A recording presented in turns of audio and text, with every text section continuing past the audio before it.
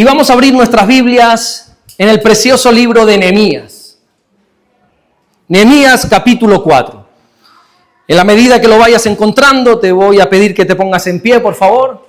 Así lo leemos. No te preocupes, ya no les voy a pedir más que se pongan en pie. Ahora nos sentamos y nos deleitamos un ratito en su palabra.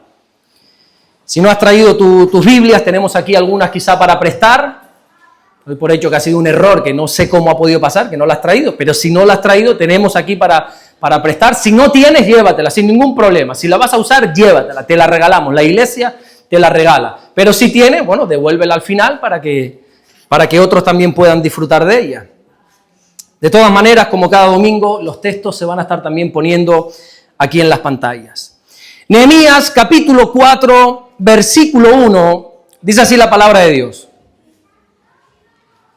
Cuando oyó Sanbalat que nosotros edificábamos el muro, se enojó y se enfureció en gran manera. Y se hizo escarnio de los judíos. Y habló delante de sus hermanos y del ejército de Samaria, y dijo: ¿qué hacen estos débiles judíos? ¿Se les permitirá volver a ofrecer sus sacrificios? Acabarán en un día. Resucitarán de los montones del polvo las piedras que fueron quemadas. Y estaba junto a él Tobías amonita, el cual dijo: lo que ellos edifican del muro de piedra, tranquilo, que si subiera una zorra los va a derribar. Entonces aquí encontramos en el versículo 4 una oración que levanta al cielo Nehemías y dice: oye, oh Dios nuestro, que somos objetos de su menosprecio, y vuelve el baldón de ellos sobre su cabeza, y entrégalos por despojo en la tierra de su cautiverio. No cubra su iniquidad, ni su pecado sea borrado delante de ti, porque se airaron contra los que edificaban. Versículo 6. Edificamos pues el muro, y toda la muralla fue terminada hasta la mitad de su altura, porque el pueblo tuvo ánimo para trabajar. Amén. Hasta ahí vamos a leer nada más en esta noche. Vamos a orar. Señor, te damos las gracias por tu palabra. Gracias, mi Dios, porque la podemos leer libremente, Señor, sin miedo a persecución, sin miedo a represalias. Oramos en el nombre de Jesucristo, que mientras tu palabra es predicada en este día, Señor, oramos para que ocurran los prodigios, las señales, las maravillas, las liberaciones, las sanidades, todo lo que tu palabra dice y promete que puede ocurrir, oramos para que suceda en nuestras vidas. Gracias, Señor, por todo lo que estás haciendo, y gracias por todo lo que vas a hacer en el nombre bendito de Jesús. Y solo el que lo cree dice fuerte: amén. Amén. Ahora si quiere puede tomar su asiento. Qué interesante sería que pueda leer el libro de Nehemías durante esta semana, porque te digo de entrada, es un libro apasionante. La historia de Nehemías es increíble. Sé que siempre digo esto, sea el libro que sea, pero es que soy un enamorado de la Biblia, pero es verdad que Nehemías tiene algo especial. Sé que lo digo en cada libro, pero Nehemías tiene algo especial. Nehemías es una historia apasionante. Fíjate, porque Nehemías no solamente lo leemos y lo disfrutamos nosotros, los creyentes, sino que es el libro más estudiado en cuanto a liderazgo. No solamente nosotros, los que creemos en Dios y creemos en un liderazgo conforme a la voluntad de Dios, sino aún en las universidades, los ateos, los incrédulos, los agnósticos, toda persona, aunque no crea en Dios, si quiere aprender de un buen liderazgo, va a tener que estudiar a Nehemías. Porque en Nehemías encontramos un líder diferente. Nehemías no va a liderar como el resto de los líderes, de los reyes. Nehemías va a liderar o va a practicar lo que nosotros conocemos como el liderazgo servicial, que es un liderazgo que se lleva a cabo desde el ejemplo. No solo Nehemías mandó a reconstruir unas murallas, que ahora en un instante te hablaré de ellas, sino que además Nehemías participó de la construcción. Si te lees todos sus capítulos, en más de una ocasión, te vas a encontrar a Nehemías con las manos sucias, porque está trabajando en la muralla. Te vas a encontrar a Nehemías cansado, porque está trabajando. Te vas a encontrar a Nehemías probablemente con alguna herida, con la camisa sudada, porque está trabajando, porque él estaba liderando desde el ejemplo. Su liderazgo también se basó en distribuir el trabajo, y esto es muy importante, porque para mí esto es lo más difícil del liderazgo. No es el ejemplo, porque al final yo hago lo que me apasiona, que es servir al Señor, y quien quiera imitarme, que lo haga. Pero para mí lo más difícil del liderazgo es distribuir, es delegar. Parece fácil, pero no lo es. Hay que salir de esa casilla del si no lo hago yo, nadie lo va a hacer como yo. Si no lo hago yo, no lo hace bien nada. Pero esto es aquí en el Señor, esto es en el trabajo, si tienes un equipo a tu cargo, en cualquier área, uno tiene que aprender a liderar desde el lugar de darle oportunidades a los demás. Y si tú sabes liderar y si tú sabes trabajar, acuérdate de que al principio, ¿cuántas veces te equivocaste? ¿Cuántas veces metiste la pata? ¿Cuántas veces metiendo datos metiste datos que no eran? Y te equivocaste y dando un cambio quizás diste algo de más o algo de menos. Entonces nosotros tenemos que ser también comprensibles y dar oportunidades. Dar oportunidades a los demás para que lideren, para que obren. Te vas a dar cuenta como por ejemplo la reconstrucción de esa muralla, de esos muros, fue llevado a cabo por diferentes personas. No era Nehemías al frente y síganme todos. No. Nehemías hizo algo muy interesante porque esas murallas que tenía que reconstruir, hay unos datos más o menos que nos pueden llevar a pensar que las murallas tenían unos 5 kilómetros de longitud, las murallas que bordeaban, que protegían la ciudad antigua de Jerusalén. Y entonces en esos 5 kilómetros Nehemías hizo lo siguiente, Nehemías la separó en 40 tramos. Todo esto que te estoy contando lo vas a encontrar en Nehemías capítulo 3, apasionante este capítulo. Por lo menos ahí se narran 40 tramos, puede ser que haya más, pero 40 es lo que dice la Biblia en Nehemías capítulo 3. De tal manera que Nehemías decía, bueno, pues tú esta parte, por ejemplo, Jacob, tú esta parte es la que vas a construir. Diana, tú esta parte es la que vas a construir. Tú esta es la parte que vas a construir. Cada familia o cada equipo de trabajo tenía un área de la muralla. No es que Nehemías lo hiciera todo. Cada persona tenía un área. He puesto aquí un ejemplo de tantos que podría poner. En Nehemías capítulo 3, versículo 28, que dice, desde la puerta de los caballos restauraron los sacerdotes cada uno enfrente de su casa.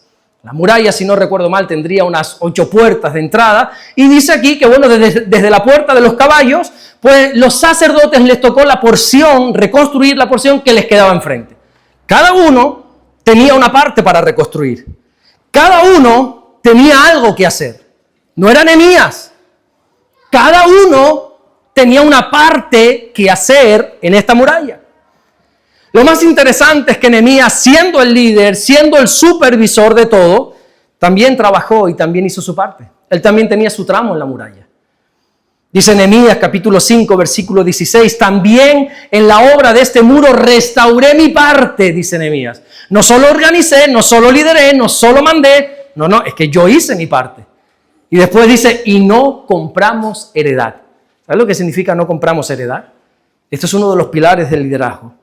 No compramos heredad significa no me aproveché de mi posición para enriquecerme a base de mi liderazgo. Yo tenía la posibilidad de comprar todas estas ruinas, dice Nehemías. Yo sabía lo que en unos pocos meses esto se iba a convertir, estas ruinas se iban a convertir en una preciosa ciudad. Y yo tenía la autoridad, el liderazgo y la economía para comprar todas las propiedades. Pero no compré heredades. Mi liderazgo no está para aprovecharme de ustedes. Mi liderazgo está para servirle a ustedes, dice Nehemías. Eso es un verdadero líder. Es un libro de Nehemías donde vamos a encontrar 2 historias paralelas, no diferentes. Escúchame, a ver si puedo expresarlo bien. No son 2 historias diferentes, no, son 2 historias que van de la mano. Son 2 historias totalmente unidas. Por una parte es la historia de cómo un hombre sencillo, pero decide meterse en la intimidad con Dios y por lo tanto Dios lo usa.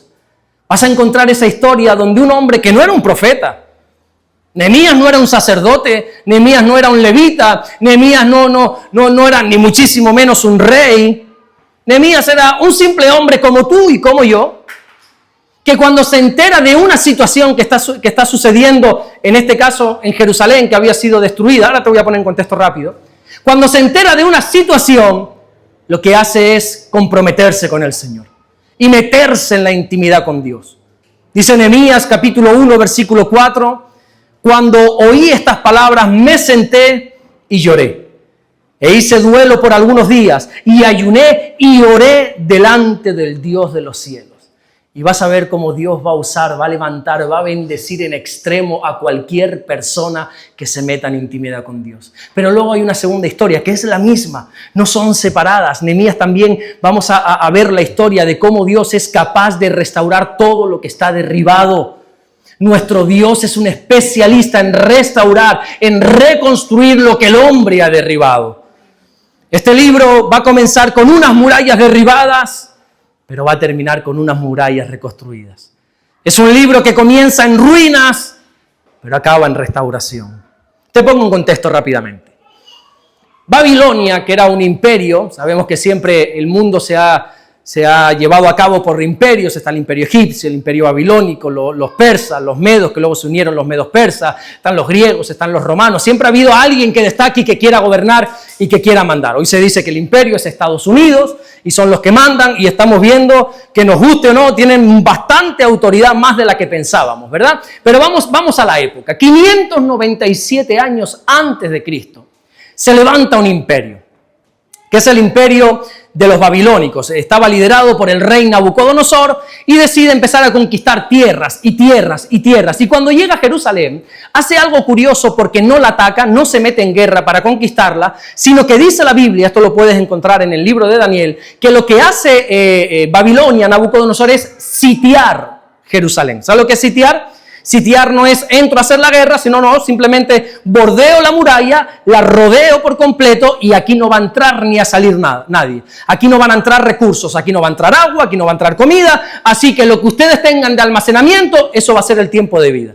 Lógicamente, en pocas semanas ellos mismos se van a rendir. Así que encontramos que los judíos pues tuvieron que ceder a este sitio que hicieron los babilónicos, y lo que hicieron fue llevarse los cautivos para Babilonia. Se los llevaron. Babilonia es lo que hoy sería Irak. No solamente se quedaron contentos con llevarse cautivo a los judíos a Babilonia, sino que eran terribles, eran malvados, eran malos de verdad, y arrasaron con la ciudad. La quemaron, le prendieron fuego, y lo peor de todo, echaron abajo el templo. Lo quemaron por completo, el templo de Dios. Mataron a muchísima gente, todas las casas arrasadas. Bueno, destrozaron Jerusalén por completo. Y ahí estuvieron 70 años cautivos en Babilonia. Un pueblo que así había sido llamado a la libertad.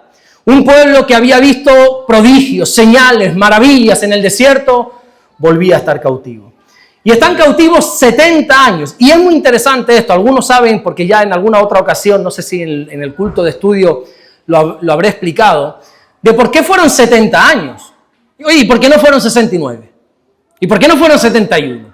¿Y por qué no fueron más o menos años? No, fueron 70. Y eso tiene un porqué y muy interesante. Pero resulta que, como todo imperio que se levanta, va a caer.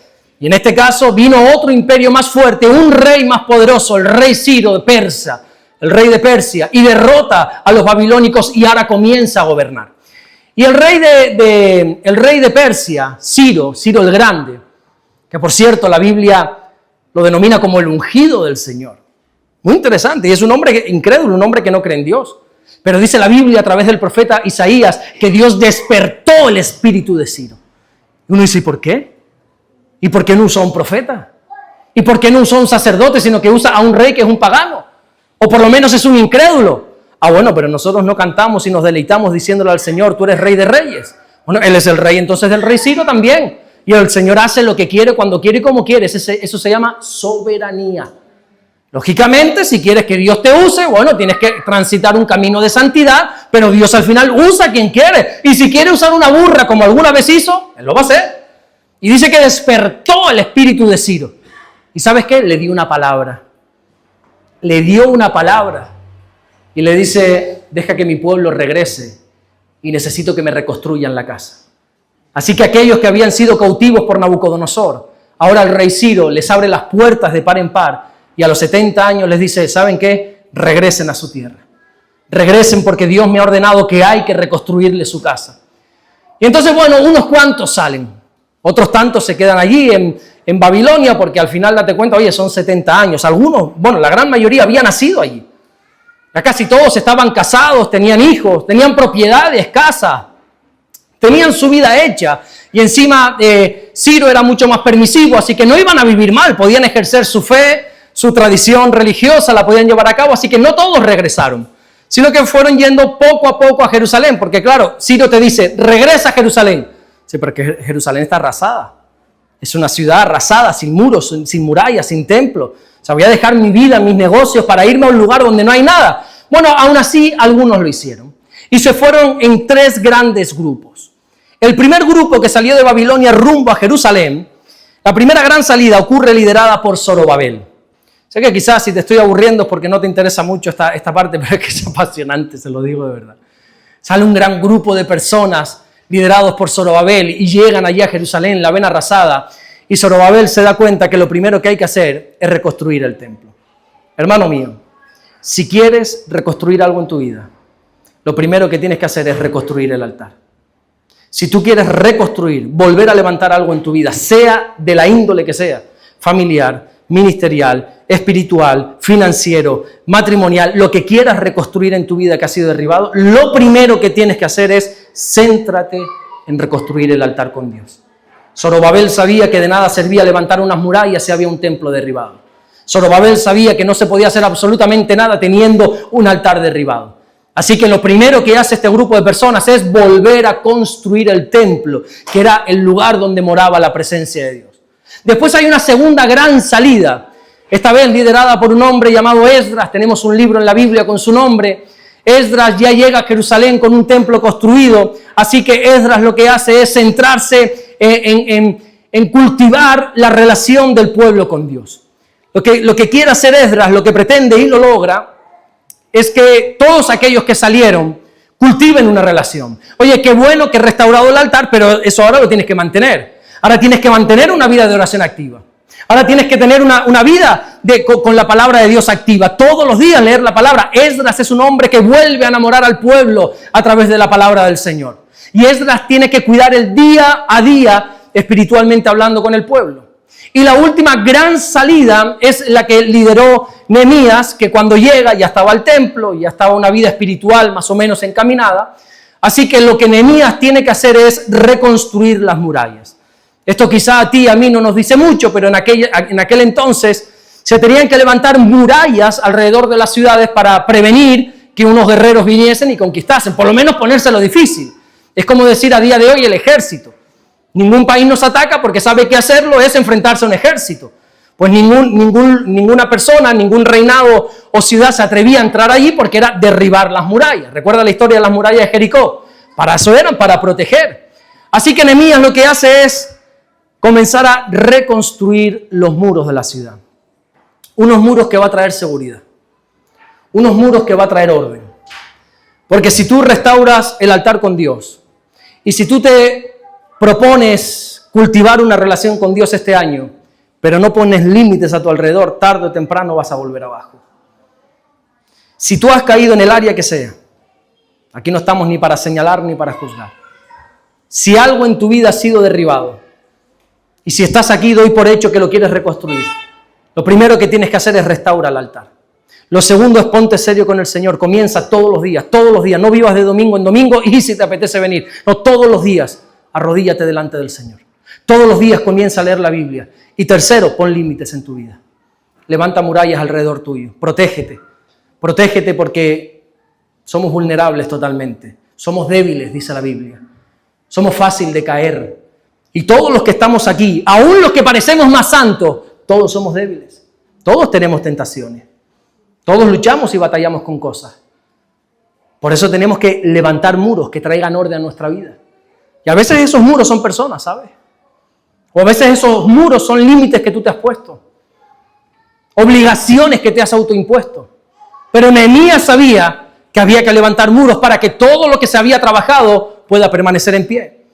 Cuando llega Nehemías a Jerusalén, se pone manos a la obra. No pierde el tiempo, él ya ha orado, ha llorado también, lo hemos visto, ha orado, pero ahora ya se pone manos a la obra. Claro, quizás nosotros no tengamos que edificar muros físicos, pero seguro que en este nuevo año queremos edificar o construir cosas, ¿verdad? Quizá quieras edificar tu vida espiritual, una vida espiritual que está por los suelos. Quizá te has propuesto este año que sería maravilloso levantar esa vida espiritual que la razón que sea la has dejado apagar. y te encantaría volver a arder en fuego para Dios. Y quizás ese es tu deseo, reconstruir tu vida espiritual. Quizás lo que tienes que reconstruir es el muro de la oración, que lo has dejado a medias. Un muro que ya no pasas del Señor, bendice estos alimentos en el nombre de Jesús, amén. Y si te acuerdas. Quizás lo que tienes que reconstruir en este año o en estos días es un hábito con la palabra de Dios, es volver a enamorarte, es volver a poder decir, esto es como miel a mi paladar, me deleito, me gozo leyendo tu palabra, me quebranto. ¿Hace cuánto no te quebrantas leyendo la palabra de Dios? Quizás es momento de reconstruir ese muro que tienes a medias. Quizás tienes que reconstruir un hogar que, no sé, el pecado o la dejadez destruyó. Es un pecado, es un matrimonio en ruinas. Y quizás te has propuesto reconstruirlo, que bueno, me alegro. No sabes la inmensa alegría que me daría saber que hay gente aquí que quiere levantar, reconstruir o incluso construir por primera vez cosas. Quizás lo que quieras edificar sea un compromiso más serio con Dios. Tomarte de una vez por todas las cosas de Dios en serio, con el servicio a Dios. Quizás lo que quieres reconstruir es tu testimonio. Hay una mancha quizá en tu ágape, como dice la Biblia, hay una mancha. Pero para Dios no hay nada imposible. Y se puede reconstruir un testimonio también, ¿verdad? Y se puede levantar otra vez el testimonio de una persona. Bueno, sea lo que sea. Lo que quiero hablarte es de lo que siempre ocurre cuando te propones comenzar a construir o a reconstruir algo. ¿Sabes qué es lo que siempre ocurre? Que la oposición va a llegar a nosotros. La oposición va a llegar siempre al principio o a mitad de camino y nos va a hacer dejar todo a medias. ¿Cuántas veces hemos comenzado cosas y las hemos dejado a la mitad? ¿Cuántas veces? ¿Cuántos libros tienes a media? Sé honesto. ¿Cuántos libros hemos dejado a la mitad? Hemos empezado con unas ganas, y te lo devoras y al día siguiente. Yo tengo libros que he dejado porque no me interesan, porque son aburridísimos o porque no me están aportando nada en ese momento, pero hay otros que he empezado con ímpetu, con ganas y ahí los tengo, con el marcador puesto, la página 60. Lo tengo ahí a media. Algún día me lo acabaré. Los días van pasando y no te has dado cuenta y estamos ya en 2026 y tienes 80 libros a la mitad. Sin mirar a Damaris, ¿cuántos tienen cosas a medias en casa que han dejado a medias? Que empezaron a poner un taladro, empezaron a colocar una mesa, empezaron a colgar un cuadro y lo dejaron a mitad. ¿Cuántos hombres han dejado cosas a mitad en sus casas? Yo solo, madre, Eusebio, menos mal. Somos así, empezamos, ¿verdad? Y muchas veces dejamos las cosas a la mitad, un proyecto personal, un hábito que queremos dejar o empezar, pero lo abandonamos rápidamente. Un servicio a Dios. No sabe la cantidad de gente que empieza y han dejado su servicio a Dios a la mitad, han dejado el muro a la mitad. Y la oposición, tienes que entender, no se levantó a la mitad, fue desde el principio. Desde el principio Nehemías sufrió oposición de ciertas personas, vino gente a intentar frenar la obra de sus manos. Pero claro, al principio no es tan fuerte, o no es que no sea tan fuerte, sino que no le damos tanta importancia a la oposición, porque estamos viviendo en algo que nosotros conocemos como motivación. ¿Sabes que cuando uno tiene motivación, da igual, uno a por todas, ¿verdad? A mí me hace gracia porque muchas veces nos vienen a Damaris y a mí personas, y porque quiero hacer, una vez nos viene una persona, oye, nos hizo un proyecto escrito, yo lo tengo todavía ahí en el móvil, apasionante. No es de aquí, para que no estén diciendo de quién está hablando, no es de aquí. Ya después les digo quién es, si quieren. Oye, qué proyecto, encima tenía que ver con jóvenes, con salir a evangelizar, con hacer unas cosas y vamos a hacer y no sé cuánto, y esto y lo otro y aquello y tal, y yo me emocioné por un momento y dije, qué bueno, pero después, menos mal que el Señor me hizo poner los pies en la tierra, entonces tuve que llamar a esta persona, le dije no. No, pero ¿y cómo así? No. No, porque vives de emociones. Y ya has demostrado que vives de emociones. Yo soy el primer interesado en que hagas esto, le dije. Pero sé que lo vas a empezar y en 15 días lo vas a dejar. Y sé que esas salidas de evangelismo, y sé que todas esas reuniones juveniles, sé que todo eso que anhelo en mi corazón tener, lo vas a abandonar. No, te voy a demostrar que no. Nunca se llevó a cabo nada. Porque nosotros sabemos que al principio vivimos de la motivación y puede venir la oposición y no pasa nada porque estamos motivados, pero es que a mitad del camino cuando viene la oposición, ¿qué pasa? ¿Vamos a seguir dejando muros a la mitad? ¿Murallas a la mitad? Nehemías capítulo 4, versículo 2 dice: y habló delante de sus hermanos del ejército de Samaria y dijo: ¿qué hacen estos débiles judíos? ¿Se les permitirá volver a ofrecer sacrificios? ¿Acabarán en un día? ¿Resucitarán de los montones del polvo las piedras que fueron quemadas? Claro, por ahí pasaba otro, el que se apunta a un bombardeo, que era Tobías amonita, el cual dijo: tranquilo, tranquilo, que lo que ellos están edificando, no te preocupes, que una simple zorra si viene lo derriba. O sea, fíjate la oposición, ¿no? El menosprecio que trajeron sobre ellos. En este caso, a Nehemías, a toda la gente que trabajaba, esa oposición vino a través del menosprecio de otras personas, pero también muchas veces la oposición llega por nuestra falta de dejadez. Somos dejados y nos da lo mismo dejar muros a medias. ¿O por qué no? Somos desanimados, nos desanimamos. Empezamos con ganas, pero nos desinflamos como un globo. ¿Cuántas cosas hemos dejado a la mitad por falta de ánimo? Ya no te vayas a cosas en casa o libros, en el Señor. ¿Cuántas cosas has dejado en el Señor a mitad? ¿Cuántas murallas has dejado sin acabar? Porque se te fue el ánimo, por dejadez, por personas que vinieron y te dijeron. La Biblia nos enseña que las personas que sufren o tienen doble ánimo, desgraciadamente no pueden recibir nada de Dios. Porque aquí no se trata de cómo se empieza, aquí se trata de acabar. La Biblia dice en Santiago capítulo 1, versículo 7, no piense pues quien tal haga que puede recibir cosa alguna del Señor. El hombre de doble ánimo es inconstante en todos sus caminos. Qué triste que el inconstante no reciba nada de Dios. Y no solamente nos dice la Biblia que no se recibe nada de Dios, sino que también nos muestra el por qué solemos dejar las cosas a la mitad. Te lo está diciendo, doble ánimo.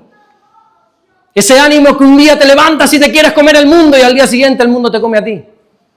Ese ánimo que un día te levantas y dices a todas con Dios. Y pasan los días y si te he visto no me acuerdo. Ese ánimo que tenías el 1 de enero y dijiste, voy a leer la Biblia en un año. Los hombres nos comprometimos, levanten la mano esos hombres que están leyendo la Biblia un año. Javi, gloria a Dios, me das aliciente, rey. Menos mal, pensé que no lo ibas a levantar, por favor. Qué bueno que hay gente que se ha comprometido con esto, ¿verdad? Y empezamos y todos dijeron, amén, amén, amén, amén, amén, amén, amén. Ya lo estás viendo. Y estamos a 11 de enero.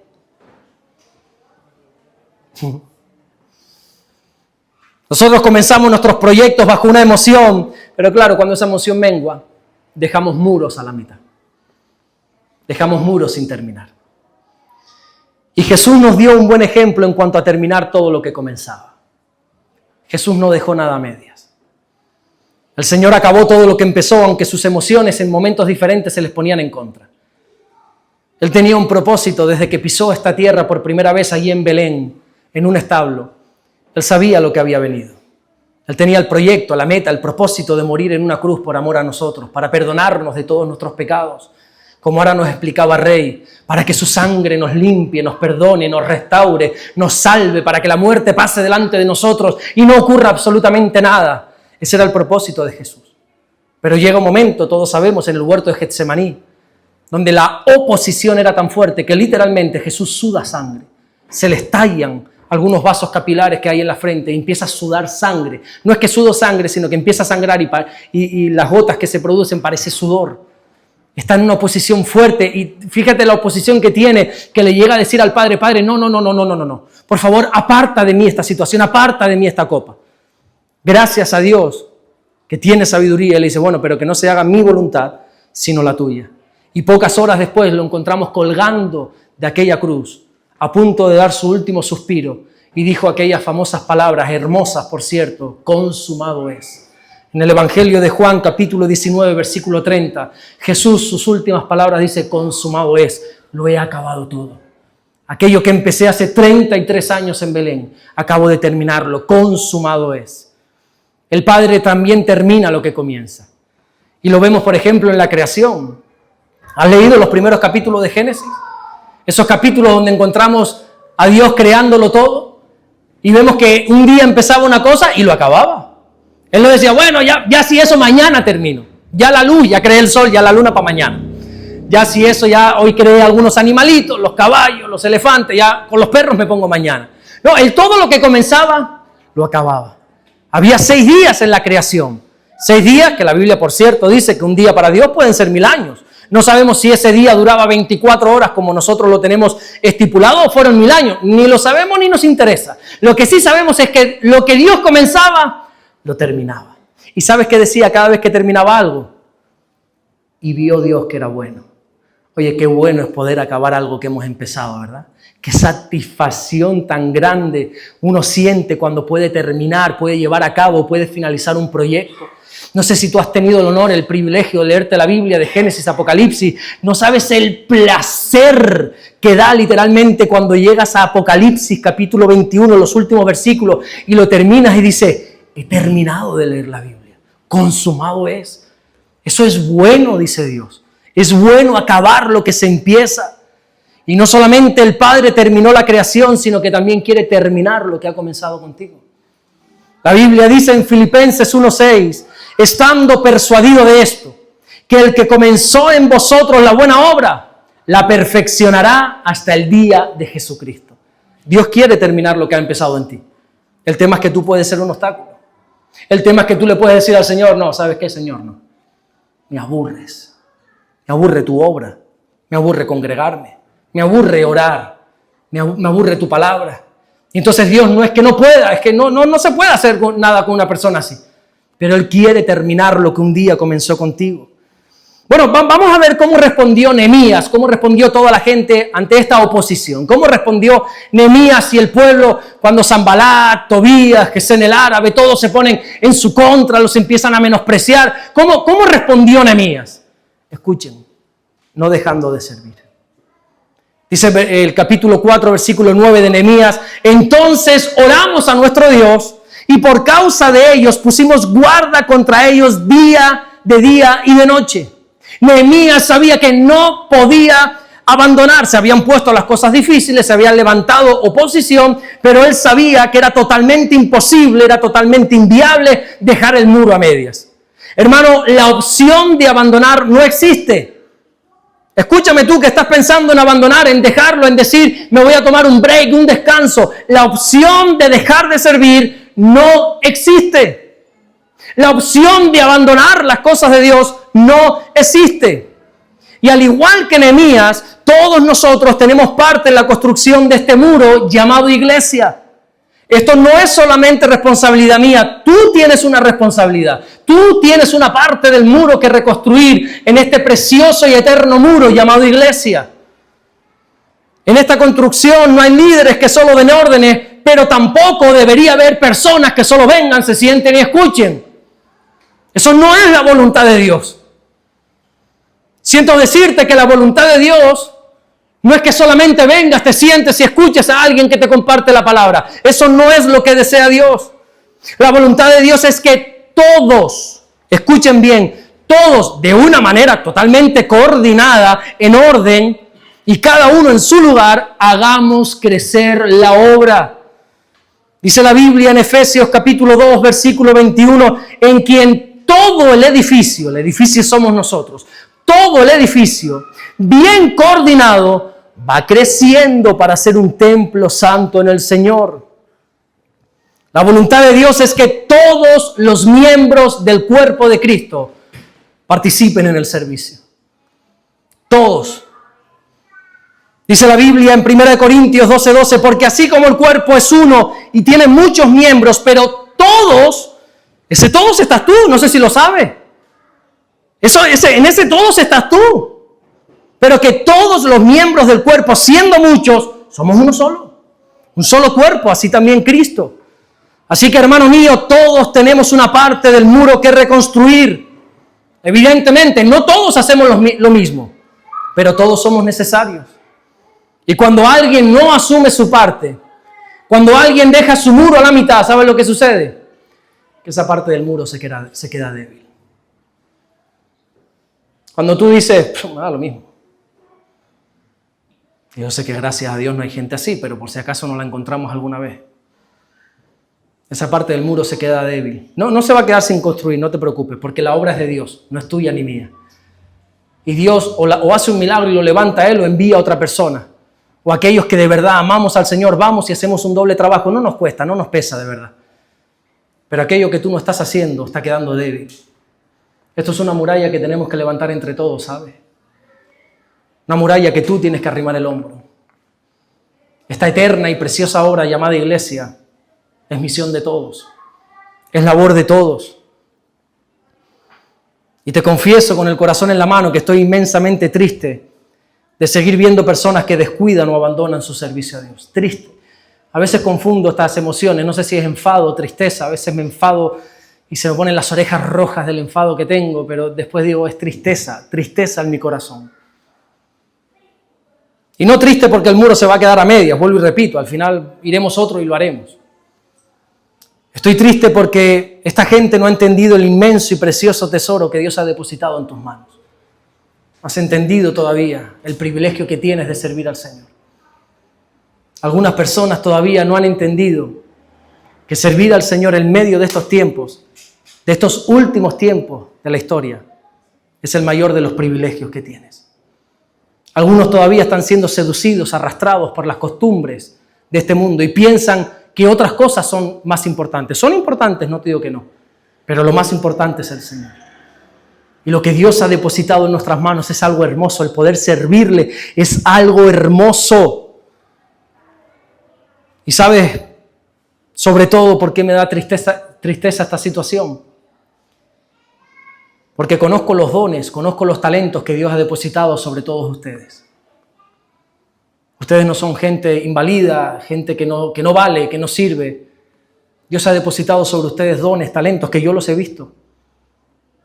Y desgraciadamente en algunas personas se está cumpliendo al pie de la letra esa parte de la parábola de los talentos, donde Dios le dio talentos a todos, pero hubo quien los escondieron y se llenaron de excusas, es que no tengo tiempo, es que no sabía, es que no hice. Y somos capaces de hacer prosperar muchas cosas, pero para el reino de Dios no, y eso me parte el corazón. Porque creo que todavía no has entendido el privilegio que tienes de poder servir al Señor. Y en este día, de verdad, yo no quiero recriminar nada, faltaría más.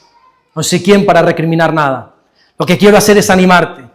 Lo que quiero hacer es que despiertes de una vez por todas a una realidad que quizá tus ojos todavía no están viendo. Lo que quiero hacer es que empieces a vivir por fe y no por vista. Lo que anhelo en mi corazón es que empieces a comprometerte de una vez por todas, de una manera seria con tu Creador. Lo que anhelo con todo mi corazón es que si estás comprometido, por favor, no dejes la obra a la mitad. Lo que anhelo en mi corazón es bendecirte y que puedas llevar a cabo el primer mandamiento, el primer y gran mandamiento, que dice la Biblia en Marcos capítulo 12, versículo 30, es que ames al Señor con todo tu corazón, con toda tu alma, con toda tu fuerza, con toda tu mente. Eso es lo que anhelo en mi corazón. Que pongas al Señor en primer lugar. Que veas esto como un deleite, como algo apasionante, hermano mío. Servir a Dios es lo más hermoso que te puede pasar. ¿De verdad tú no ves eso? Mira, te voy a confesar algo. Estoy harto de instalar máquinas de aire acondicionado. Estoy hastiado, te lo digo así, de tener taladros en mis manos, destornilladores en mis manos. Llevo desde los 13 años trabajando en esta profesión. Desde los 13 años subido en escaleras, cargando máquinas de aire acondicionado. Y se gana bien. Se gana bien. Estoy harto ya de esto, de lidiar con clientes que me tienen cansados, de pagar impuestos, de hacer facturas a uno, al otro. Pero no me canso de servir a Dios. Y llevo 20 años de mi vida sirviéndolo y hoy en día tengo más ganas que nunca. De verdad, yo le daría una patada a esa furgoneta y a esos taladros y a esas cajas de herramientas. Me gustaría no verlas más. Bueno, no tengo que hacerlo porque a la vista está que como, ¿no? Pero no me canso de servir al Señor. Nunca me he cansado. No sé por qué me da que Rey está hastiado de estar trabajando en un hotel. Y lo hace con amor y con pasión, pero yo veo un brillo especial en sus ojos cuando está sirviendo a Dios. Y a lo mejor tú estás ilusionado en tu trabajo y espero que así sea, que seas responsable en tu trabajo, que seas el mejor trabajador de tu empresa y si es tu empresa, que sea la mejor empresa con honestidad. Pero que entiendas que servir al Señor nunca te va a defraudar. Es lo más hermoso, es lo más maravilloso. Es tan hermoso servir al Señor. Es tan gratificante traer un alma a los pies de Cristo. Eso ni miles de euros te lo puede dar esa alegría. Hermano mío, valora el talento que Dios te ha dado. No lo escondas. Porque un día Dios va a venir y nos va a pedir ese talento. ¿Y lo que te he dado? ¿Qué has hecho con él? ¿Quieres trabajar? Vuelvo y repito, sé el mejor en tu trabajo, esfuérzate, que seas conocido por tu esfuerzo. Pero sobre todas las cosas, pon primeramente el reino de Dios y su justicia. Hermano mío, construye la parte del muro que Dios ha depositado en ti. Y tienes que entender esto, que no hay bendición sin oposición. Todo proyecto, toda meta en tu vida va a generar adversarios, enemigos que se levanten a tu alrededor para que ceses de tu labor. Nehemías 4:11 dice, y nuestros enemigos dijeron, no sepan ni vean hasta que entremos en medio de ellos y los matemos y hagamos cesar su obra. ¿Te das cuenta lo que quiere el mundo? Es hacerte cesar de tu obra. No es otra cosa. Es que dejes de servir al Señor, y en algunos casos con alguien lo ha conseguido. El enemigo lo que quiere es que te hagas cesar la obra. Y te garantizo que si tú decides luchar por alguna bendición, por alguna restauración, no faltarán los Tobías, los Sanbalat para desanimarte. Pero también tienes que saber que muchas veces esa oposición va a venir de ti mismo. El desánimo se opondrá para que continúes, o incluso, ¿por qué no?, la idolatría. ¿Sabes lo que es la idolatría, verdad? Poner algo en primer lugar antes que Dios. Idolatría no es postrarse delante de una virgen, pero que tú tengas eso claro. Isaías llama a eso ya lo absurdo de la idolatría, eso de adorar imágenes. Eso ya es ridículo, dice Isaías. Con eso ya ni hablamos. Yo creo que a estas alturas hablar de eso es ridículo. Idolatría es que haya algo antes que Dios. Una persona, un trabajo, una situación. ¿Sabes cómo intentó desanimar esta gente a Nehemías? Lo primero que hicieron fue con burla, se levantaron con burla. Dice el versículo 1 de Nehemías 4, cuando oyó Sanbalat que nosotros edificábamos el muro, se enojó y se enfureció en gran manera e hizo escarnio, hizo burla de los judíos. Y los llamaban débiles. ¿Qué piensas? ¿Que vas a construir esto en un día? Pero si las zorras vienen y derriban ese muro, hombre. Y muchas veces cuando te propones empezar algo, te vas a proponer empezar a reconstruir tu vida espiritual, te vas a proponer reconstruir ese matrimonio, te vas a proponer reconstruir algo en tu vida, va a venir alguien y te va a decir, no, tú no lo puedes lograr, mijo, no. ¿En serio? Venga, que todos sabemos quién eres. Que todos sabemos quién eres. ¿Nunca te han dicho eso? Nunca te han dicho eso, has fracasado como cristiano. Y te recuerdan el pasado. Y te dicen, tú ahora que vas de evangélico, ahora que vas de cristiano con lo que tú hacías. Sí, bueno, dice la Biblia que quien ha creído en Jesús es nueva criatura. Yo por lo menos leo eso en la Biblia, hombre. A veces los enemigos no son personas, son tus pensamientos. Tú mismo te menosprecias. A veces las personas ya no vienen con burlas, sino vienen incluso a hacerte daño de verdad. Dice el versículo 8 de Nehemías 4, y conspiraron todos a una para venir y atacar a Jerusalén y hacerles daño. ¿Y sabes quién puede hacer daño? Los que están cerca. Desgraciadamente muchas veces las personas más cercanas son las que más daño hacen. Quizás si tú me dices algo a mí, puede que me afecte o no. Ahora, como mi mujer me diga algo, me puede hundir. Ella sí me puede hacer daño. Mélida, Rey, Zapata, Amy, ciertas personas que son bien cercanas sí me pueden hacer daño. Y viene gente muchas veces, ¿verdad? Y te recuerdan. Y te hacen daño porque te conocen y, oye, y te lo dije antes. Yo el año pasado mi propósito lo llevé a cabo para demostrarte que no soy perfecto. Tienes un pastor imperfecto. Porque no somos perfectos. Pero hay gente que se aprovecha de tus imperfecciones para recordártelas, para hacerte daño. ¿Sabes algo que no entiendo de la Biblia? Que al endemoniado gadareno se le siga llamando endemoniado. Es como recordarle su pasado, ¿verdad? No es que lo liberó el Señor. ¿Por qué no lo llamamos el ex endemoniado gadareno? Bueno, ahí hay una enseñanza. Porque nos encanta recordar el pasado de la gente. Nos encanta decirle a la gente, pero si tú eres una fulana, si tú eres un borracho, si tú eres un vete tú a saber, si tú eres una persona que no cuidaste de tu matrimonio, y siempre recordando el pasado. Para terminar, porque se nos está yendo la hora, tenía tantas ganas de estar con ustedes, se los digo de corazón. ¿Cómo seguir luchando siempre sin perder el ánimo? ¿Cómo seguir batallando sin perder el ánimo? Bueno, lo primero que hay que hacer es orando, es orar. Sabemos que esta obra no es física, no es carnal, es espiritual. Y Nehemías respondió tanto a la burla como a las amenazas siempre de la misma manera, orando. Dice el versículo 4 de Nehemías 4, oye, oh Dios nuestro, que somos objeto de menosprecio. Él oró. Lo encontramos orando en el versículo 9. Entonces oramos a nuestro Dios y por causa de ellos pusimos guarda contra ellos de día y de noche. Fíjate que no vas a encontrar en ninguna parte a Nehemías respondiendo conforme a la necedad de Sanbalat, de Tobías, diciéndole, si tú me dijiste, pues tú más. No vas a encontrar así a Nehemías. La Biblia dice en Proverbios 26:4, nunca respondas al necio de acuerdo a su necedad. No. ¿Alguien te recuerda tu pasado? No, mira, no entres en el trapo. ¿Alguien te recuerda lo que era tu antigua manera de vivir, tu viejo hombre, tu vieja mujer? Por aquí me entra, por aquí me sale. No respondas al necio con su necedad. Y lo segundo que tenemos que hacer para no perder el ánimo es tener personas que te hagan guardia. Mira qué interesante esto, ya termino. Si quieren se pueden ir ya, yo es que estoy tan a gusto compartir, estoy tan a gusto con ustedes. Nehemías 4:9 dice, entonces oramos a nuestro Dios. Y por causa de ellos pusimos guarda contra ellos de día y de noche. Yo me he dado cuenta que el entorno es crucial para servir a Dios. Es fundamental. Si tu entorno es gente desanimada, si tu entorno es gente que no sirve a Dios, gente apática a las cosas del Señor, incluso gente que se ríe de que hoy estés aquí, de que sirvas, de que inviertas en el reino, si tu entorno solo es personas que le da lo mismo que estés bien o no con Dios, tienes todas las posibilidades de fracasar.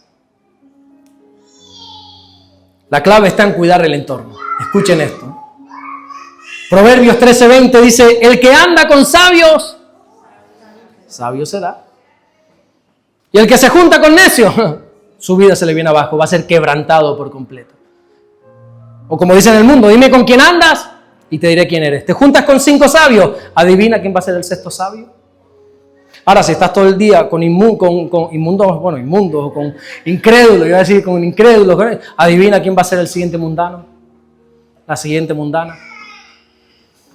Hay una estadística de los ejércitos que dice que en medio de una guerra, para que un solo soldado tenga éxito, tiene que tener 10 soldados cubriéndole las espaldas.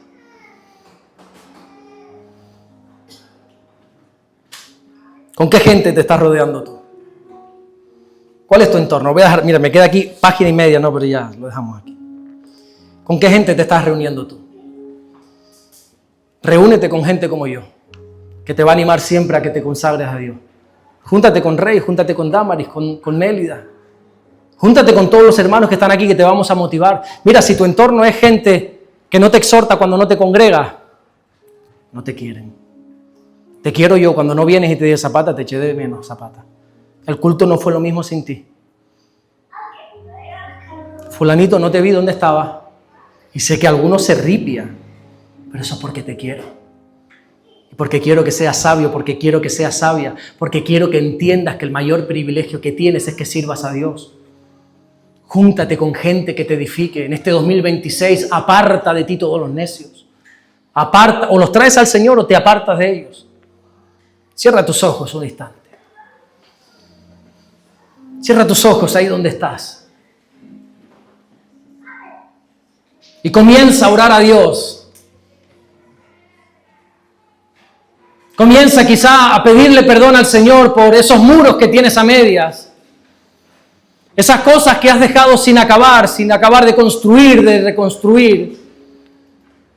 Tienes un hogar a medias, un matrimonio a medias. Tu servicio a Dios está abandonado, está desierto, está a medias, hay un muro sin acabar. Tu compromiso, tu seriedad, tu palabra, no sé, tu vida de oración, no sé, ya deja que el Espíritu Santo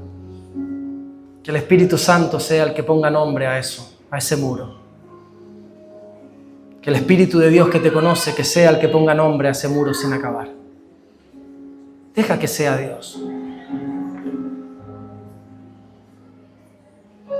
Nehemías quiso reconstruir los muros del templo porque, ¿sabes qué? Babilonia los había derribado.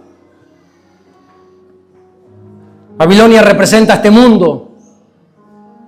Y quizá hay ruinas en ti. Quizá hay muros destrozados, derribados a la mitad en ti. Porque este mundo los ha arruinado. Porque el pecado, porque el sistema de este mundo lo ha dejado a la mitad. Pero hoy el Señor nos está haciendo un llamado a que volvamos a poner la mano en el arado. A que, como dice la Biblia en el Evangelio de Lucas, que no pongas tu mano en el arado mirando hacia detrás, sino que tu vista esté siempre al frente. Que puedas levantarte en pie de guerra como el apóstol Pablo hizo y dijo: prosigo a la meta, olvidándome ciertamente de lo que está detrás. Prosigo al supremo llamamiento en Cristo Jesús.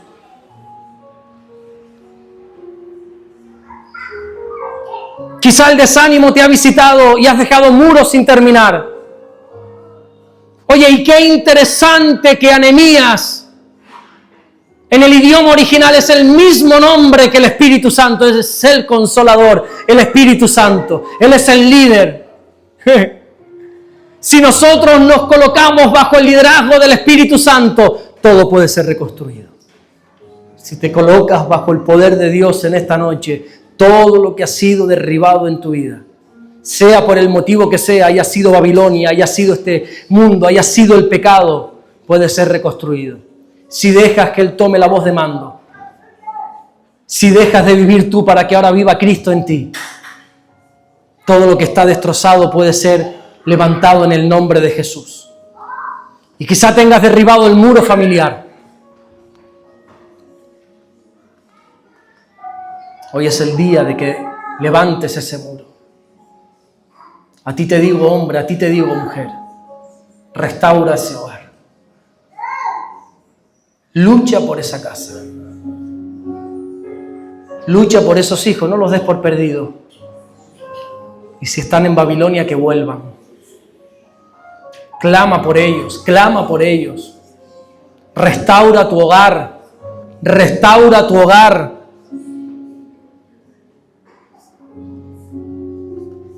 Señor, en el nombre de Jesucristo, oramos, Señor, para que tú traigas reconstrucción, mi Dios, en nuestras vidas. Todos los muros que se han quedado a medias, Señor, que tú nos des la fortaleza para levantarlos, Señor, en tu nombre. Tú nos prometes que en ti, mi Dios, haremos proezas. Yo creo en esa promesa de que en Cristo soy más que vencedor. Soy más que victorioso. Todo lo puedo en tu nombre, mi Dios. Ayúdame a reconstruir lo que se ha derribado en mi vida, mi Dios. Oro, Señor, para que todos los que aquí están y tienen el inmenso privilegio de escuchar tu palabra, que puedan reconstruir sus vidas espirituales delante de ti. Reconstruye el altar. Reconstruye el altar. No sé si te ha gustado o no este mensaje, pero la Biblia dice que su palabra tiene la capacidad de entrar en lo más profundo de tu ser. Estoy convencido que si has prestado la mínima atención, el Espíritu de Dios te ha hablado. Y si tienes algo que reconstruir, si quieres reconstruir tu relación con Dios, te invito a que te pongas de pie.